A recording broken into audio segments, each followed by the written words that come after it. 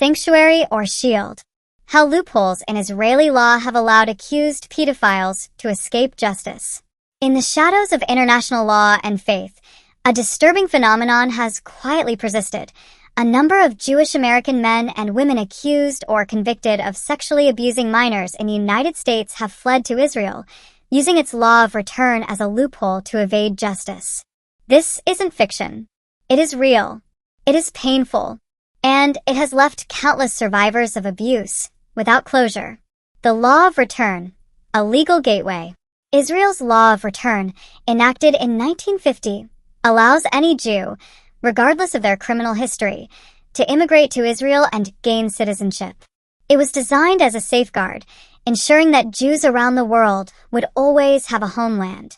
But for years, this law has been exploited by individuals facing serious criminal charges, particularly sexual abuse, in the United States and other countries. In many cases, those facing accusations or criminal indictments for child sexual abuse have fled to Israel before trials began or while on bail, effectively putting themselves beyond the immediate reach of local law enforcement. Once on Israeli soil, some have assumed new identities, built new lives, and continued to interact, unchecked, with vulnerable communities. The cases that shook the silence. Among the most high-profile is the case of Malka Leifer, a former ultra-Orthodox principal accused of sexually abusing several girls at the Adass Israel School in Melbourne, Australia. Leifer fled to Israel in 2008 shortly after the allegations surfaced. Despite Australia's extradition request, her legal team stalled the process for over 6 years with claims of mental illness. It wasn't until 2021, after immense public outcry and sustained legal battles, that Leifer was finally extradited to face justice. But Leifer's case is not an isolated incident. Investigations, including a 2019 expose by the Times of Israel, revealed dozens of similar cases where alleged or convicted abusers made their way to Israel. Often, these individuals reside in ultra-Orthodox communities, where information flows tightly and accountability is minimal. Survivors left behind. For survivors and their families, these escapes represent a second betrayal. Not only were they subjected to trauma, but their abusers now live in relative freedom.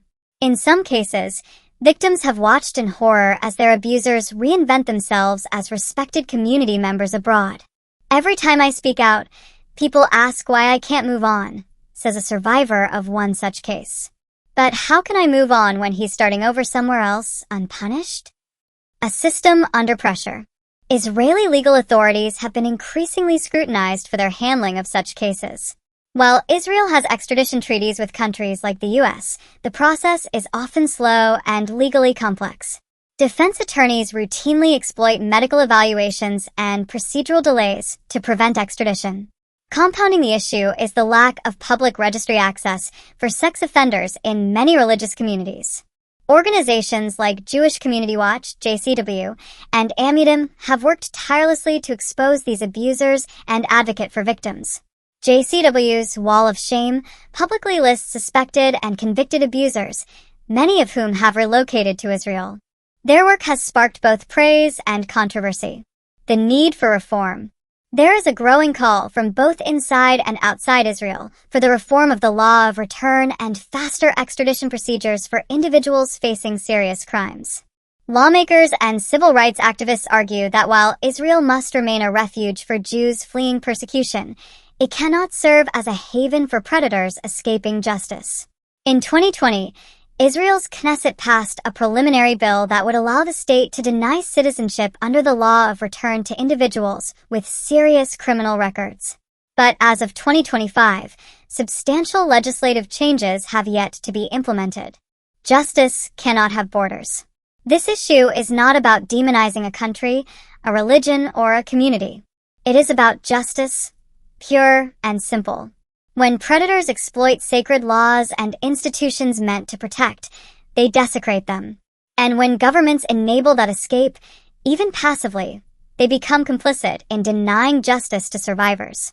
In the end, the message must be clear. No belief, no border, and no passport should shield those who harm children from the full weight of the law. If you or someone you know is a survivor of abuse, reach out to trusted organizations in your area or online. You are not alone.